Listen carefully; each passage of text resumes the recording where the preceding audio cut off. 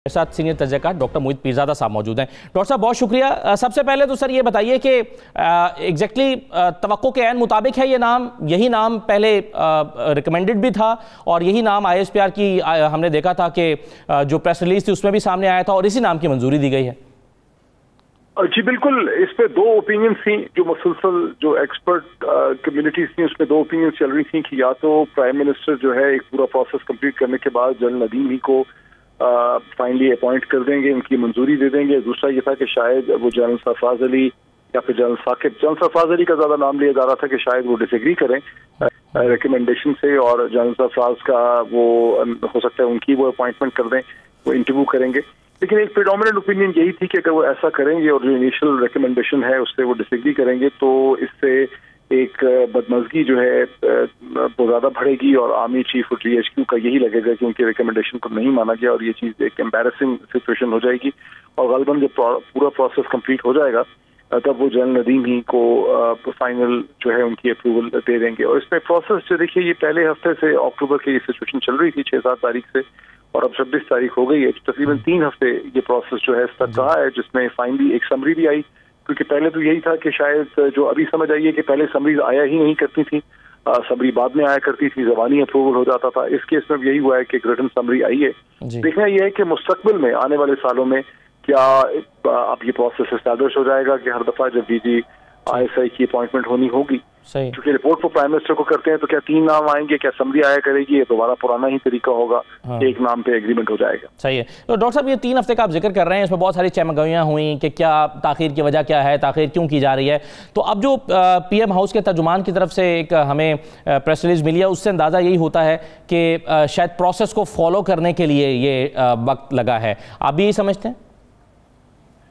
जी बिल्कुल, मैंने आपको यही बात बताई है कि इसमें 2 ओपिनियन थी। एक ये कि चूंकि प्रोसेस फॉलो नहीं हुआ था और प्रेस रिलीज इशू हो गई और गालिबन उस वक्त कंप्लीट कंसेंसस नहीं था, एक मिसअंडरस्टैंडिंग हुई, आर्मी चीफ की और प्राइम मिनिस्टर की मुलाकात हुई और उसके बाद प्रेस रिलीज इशू हो गई और प्राइम मिनिस्टर की टीम में और प्राइम मिनिस्टर के ऑफिस में ये उस पर एतराज था कि प्रोसेस अभी कंप्लीट नहीं हुआ था, अभी कंसल्टेशन और कंसेंसस नहीं हुआ था और प्रेस रिलीज इशू हो गई है। तो उस पर एक असर्टिव पोजीशन अख्तियार कर ली गई और ये डिमांड किया गया कि इसकी प्रॉपर समरी जो है वो भेजी जाए। वो समरी जो है भेजी गई, 3 नाम भेजे गए। प्राइम मिनिस्टर के ऑफिस का जो ट्वीट है उससे ये पता चलता है कि 3 इंटरव्यूज भी हुए हैं। ये और बात है कि आज ही हमें पता चला है कि इंटरव्यूज हुए हैं, इससे पहले तो हमने कोई इंटरव्यूज की खबर जो है वो नहीं सुनी है। बहरहाल ये है कि समरी आई है, वो तो चंद दिन पहले था कि समरी आ गई, फिर ये तवक्को थी कि प्राइम मिनिस्टर सऊदी अरब जाने से पहले ही इसको साइन कर देंगे, लेकिन फिर सऊदी अरब से जो वापस आए, आज सुबह वो सऊदी अरब से पहुंचे हैं सुबह के 5 बजे। उसके बाद आर्मी चीफ की प्राइम मिनिस्टर की बहुत डिटेल मुलाकात हुई और उसके बाद फिर ये नोटिफिकेशन जो है वो साइन। सही है। डॉक्टर साहब आप नोटिफिकेशन तो हो गया, लेकिन तैनाती जो है वो 20 नवंबर से है और 19 नवंबर तक जनरल फैज़ हमीद ही को अपनी जिम्मेदारियां सर अंजाम रखने के लिए कहा गया है। आप इसको सिग्निफिकेंट समझते हैं? ये देखिए, ये ऐसा लगता है कि मेरी पर्सनल जो अंडरस्टैंडिंग है, एक ओपिनियन ये है, उससे लोग डिसएग्री कर सकते हैं कि ये कोई सिविल मिलिट्री डिवाइड नहीं थी, ना ये कोई एस्टैब्लिशमेंट वर्सेस गवर्नमेंट इशू था। ये जो भी मिसअंडरस्टैंडिंग हुई है ये आर्मी चीफ और प्राइम मिनिस्टर के दरमियान हुई है और दोनों साइडों ने इसमें कुछ न कुछ एडजस्टमेंट की है।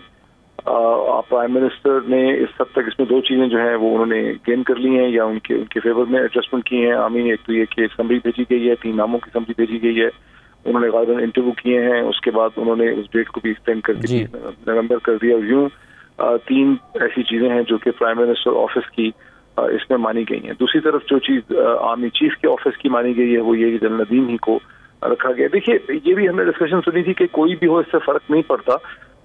ये ठीक है कि DG ISI जो है वो प्राइम मिनिस्टर ही को रिपोर्ट करते हैं और ये बेसिकली एक डिफरेंट किस्म की अपॉइंटमेंट है, ये खालिस्तान मिलिट्री अपॉइंटमेंट नहीं है। DG ISI टेक्निकली तौर पर सिविलियन भी हो सकते हैं। ISI के अंदर बहुत बड़ा जो स्टाफ है वो भी सिविलियन है, मिलिट्री ऑफिसर्स आते हैं जो इसको लीड करते हैं। लेकिन यह है कि तो प्राइम मिनिस्टर किसी को भी अपॉइंट करते हैं, लेकिन जो सेकंड टीयर अपॉइंटमेंट्स होती हैं जैसे इंटेलिजेंस एजेंसी के अंदर जो DGC, DGCA, जो DGs होते हैं, जो मेजर जनरल्स होते हैं, उनकी अपॉइंटमेंट से रिप्लेसमेंट तो बहरहाल आर्मी चीफ ही करते हैं, उसमें वहां पर प्राइम मिनिस्टर की कोई कंकरेंस नहीं होती। तो ये भी एक फीलिंग थी कि किसी को भी प्राइम मिनिस्टर का DG ISI लगाएंगे तो अल्टीमेटली वो इफेक्टिव नहीं हो सकते DGISI जब तक कि उनको GHQ की सपोर्ट जो है वो नहीं होती है। इससे पहले माजी में 1 या 2 दफा ऐसा हुआ भी है और वो DGISI इफेक्टिव नहीं होते जिन्हें GHQ की सपोर्ट नहीं होती। सही है, बिल्कुल ठीक है। डॉक्टर साहब, आप अब आने वाले दिनों में खित्ते के हालात को देखते हुए, अफगानिस्तान के मामलों को देखते हुए, दीगर चीज़ों को देखते हुए, आप क्या समझते हैं कि नए DGISI के सामने कौन से अहदाफ होंगे जो आते ही जिन पर उनकी नज़र रहेगी? देखिए, अफगानिस्तान के हवाले से और खुद पाकिस्तान के हवाले से बात बड़ी वाज़ेह है कि अमरीकियों ने अफगानिस्तान से एक स्ट्रेटेजिक विड्रॉल किया है। उन्हें कोई मिलिट्री डिफीट वहाँ से नहीं, उन्होंने फैसला किया है कि हमें अफगानिस्तान से निकल जाना चाहिए क्योंकि वो वहाँ पर एक सस्टेनेबल पॉलिटिकल मॉडल खड़ा करने में नाकाम रहे। लेकिन उन्हें कोई मिलिट्री डिफीट नहीं हुई और निकलते निकलते उन्हें अफगान तालिबान की बहुत कोऑपरेशन भी हासिल थी। उसके बावजूद उन्होंने इस वक्त अफगान तालिबान को हवा में लटका के रखा हुआ है। अपने सैंक्शन के नतीजे में स्टेप बाय स्टेप देख रहे हैं कि उनका बिहेवियर अगर प्रो अमेरिकन होगा, पॉजिटिव होगा तो उनको रिवॉर्ड करेंगे। पाकिस्तान के लिए बहुत बड़ा चैलेंज है। पाकिस्तान की इस वक्त मईशत जो है वो अफगानिस्तान को सपोर्ट कर रही है। यहाँ से डॉलर भी वहाँ जा रहा है और शायद खुर्दनोश भी जा रही है, जिसका हम बहुत प्रेशर है। ठीक है। और पाकिस्तान को फैकफ में भी फंसाया हुआ है और IMF में भी फंसाया हुआ है। तो पाकिस्तान को रिलीफ चाहिए और पाकिस्तान के नए इंटेलिजेंस हेड के लिए ये चैलेंज होगा कि किस तरह से इन सारी चीजों में टैकल किया जाता है। बहुत शुक्रिया डॉक्टर मोईद पीरजादा साहब देने के लिए, बहुत शुक्रिया। एक ब्रेक लेते हैं नाज़रीन। ब्रेक के बाद नस्ला टावर कराची की बात करते हैं, जहां के मकीन अब बिजली, पानी और गैस के बगैर बैठे हैं। टावर गिराया जाने वाला है लेकिन उनको मुआवजा अदा नहीं किया जा रहा। क्या सूरत हाल वहां पर होने वाली है? एक ब्रेक लेते हैं, ब्रेक के बाद वापस आते हैं।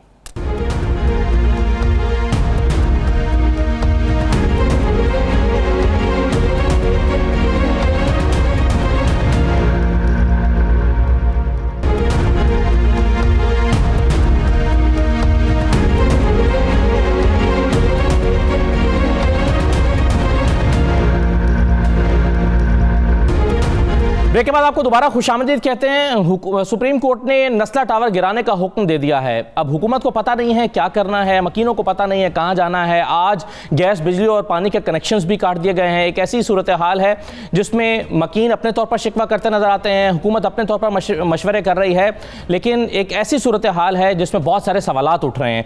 हमारे साथ 92 न्यूज़ की नुमाइंदा किरण खान साहबा मौजूद हैं, जो इस सूरत हाल को बहुत दिन से कवर कर रही हैं और सुप्रीम कोर्ट के का जो फैसला आया है उसकी रोशनी में क्या इकदाम उठाए जा रहे हैं उसको बारीकबीनी से देख रही हैं। और हिना जाफर साहब हमारे साथ मौजूद हैं जो कि मुतासरा है नस्ला टावर की। हिना जाफर साहब, बहुत शुक्रिया। मैं आपसे शुरू करता हूं। सबसे पहले तो ये बताइए कि इस वक्त क्या बिजली, पानी और गैस के कनेक्शन कटने के बाद आप लोग मुतबादल जगहों पर शिफ्ट हो चुके हैं? नहीं, बिल्कुल हम नस्ला टावर में ही अभी है। आज सुबह 4 बजे हमारी इलेक्ट्रिसिटी बंद कर दी गई। सुबह 8 से 9 बजे के बीच में गैस हमारी बंद की गई। ये सब चीजें सारे न्यूज चैनल पे ऑलरेडी आ चुकी हैं। मैं अभी लाइव सिर्फ इस वजह से आई हूँ, आपको मैं ये चीजें बताना चाह रही हूँ कि हम क्या फेस कर रहे हैं। अभी तक जो चीजें हुई हैं वो सारी दुनिया को पता चल चुकी है। मैं चाहती हूँ कि अभी जो मुसीबत का फेस कर रहे हैं ना, आप उस पर फोकस करें। हम सारे रेजिडेंट्स की लाइट, गैस, पानी तो सब बंद। इस वक्त वैसे भी कोई पानी पीना पसंद भी नहीं करेगा जो लोग यहाँ रह रहे हैं। ये हालत हो गई है कि चीफ जस्टिस साहब ने कह दिया कि बिल्डिंग को गिराओ और ये भी ऑर्डर दिया है कि हमें हमारे पैसे मिल जानी चाहिए। ठीक है, 3 महीने के अंदर, कल 27 तारीख है, 3 महीने पूरे हो जाएंगे पर हमें हमारे पैसे नहीं मिले। पर हाँ, बिल्डिंग जरूर कल गिराई जा रही है। तो हिना साहबा, क्या कोई आपके पास हुकूमत का नुमाइंदा या जो बिल्डिंग का मालिक है, किसी ने आपको आकर कहा है कि जी आपको पैसे कल तक या परसों तक या 1 हफ्ते तक मिल जाएंगे? हमें जी नहीं, बिल्कुल भी नहीं। हमें सारे बिल्डर ने और उनके साथ जो आबाद की टीम है उन सब ने साफ मना कर दिया, पैसे तो आपको बिल्कुल भी नहीं मिल सकते।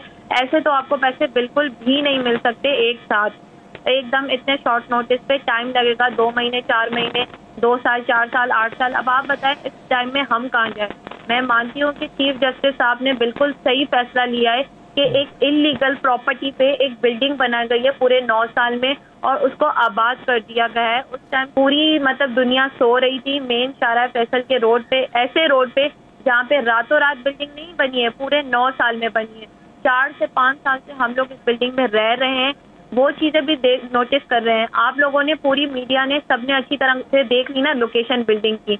ये वो रोड है जहाँ से हमारे इमरान खान साहब, हमारे चीफ जस्टिस साहब, जो अभी पाकिस्तान आपने जीता है ना, जो क्रिकेटर, वो भी इस जगह से गुजर चुके।